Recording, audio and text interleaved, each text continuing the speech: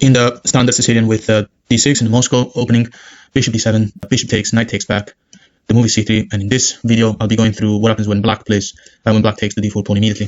So after g6, the only meaningful square to put the bishop in, d4 is played immediately, and then after pawn takes back, and now knight f6, so bishop g7 if possible, bishop g7 attacks the pawn that is defended, so we just go on and castle, and after knight f6, the way to defend this pawn is through queen e2.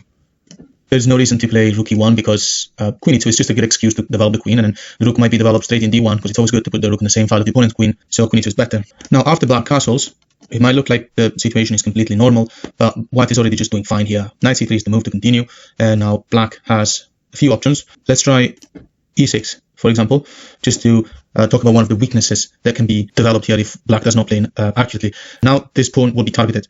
It's a weak pawn, it cannot be protected by any other pawn, so it's in a weak square, and he cannot really push without going through the usual e5 problem and the French-like pawn structure that favors white and allows him to dominate dark squares. Also move the knight away from the good f6 square. So now white continues with bishop f4, and now black can answer in a few ways. Let's start from knight b6 so that the queen can defend the targeted pawn. Now white continues with a4. The idea is to remove the knight from that square, also forcing it to just not ideal square, like c4 is taken by the queen, a4 is taken by the rook, d5 is not possible because of the pawn, so it will have to go to c8, so it's underdeveloping.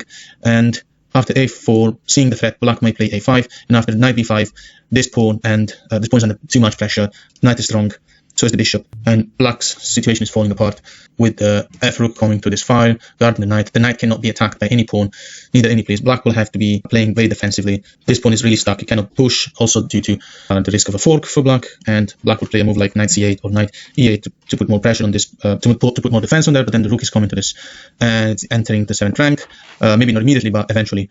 White pieces are just much better. So back to this, black can play maybe, instead of a5, he can play a6, with the idea of preventing the knight from going to a square where he can target a weak pawn. And white doesn't have to worry about at least he tries not to worry about the a5 move, because he can move the knight to c8 and put more protection to d6 and maybe hold things up for a bit. Black might think to just keep the knight in c8 to defend the pawn. So it's quite passive, and now comes the attack already, which completes the activation of all white's pieces. So e5 comes now. Obviously the pawn has to take, because we're attacking the knight. If the knight moves, then we just take the pawn, and black knight won't have anywhere to go. That makes sense, unless knight e8, which makes black's position even funnier with stuck rook and knights that can't move. Then in that case we might not take the pawn and just keep full control of the center, but the knight is just going to e4 anyway and target important squares such as d6 and f6. So black takes, pawn takes, and now the knight will have to go to d5. In g4 it will get attacked by h3. In h5 this is kind of a beginner mistake because of bishop e3. G4 will trap the knight. So after knight d5, then knight takes, queen takes, because black shouldn't want to isolate the pawn, and if he really does, then we can just increase pressure on the isolated pawn. So after queen takes and rook f to d1, white is now controlling an open file. Black knight is stuck, can't move anywhere unless it goes to e7, which is probably what he will do. The queen now will have to move, let us say queen c6. Now white's plan is just to to go in and target the dark squares near the king.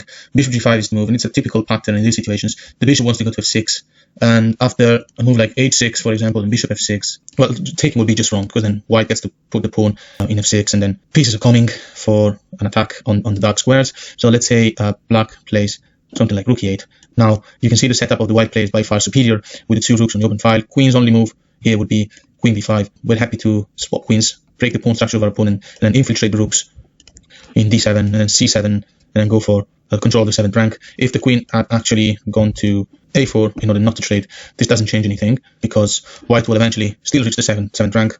And if black, instead of playing h6, had played f6, then the undevelopment of this knight would be just even more important to be addressed because of the weakness that now black has on the back rank. So pawn takes, bishop takes, and then after a bunch of swaps, this rank is weak, and after rook d8, knight e5 just wins the game. White is just so much better here. The knight's attacking the queen, and the other rook is about to come. The queen will have nowhere to go. I mean, c5, there's a fork here, c4 there's a queen, and everywhere else in this rank is controlled. There's a rook here. So let's say after the queen goes to c7, and this is a clear example of how white is dominating this game.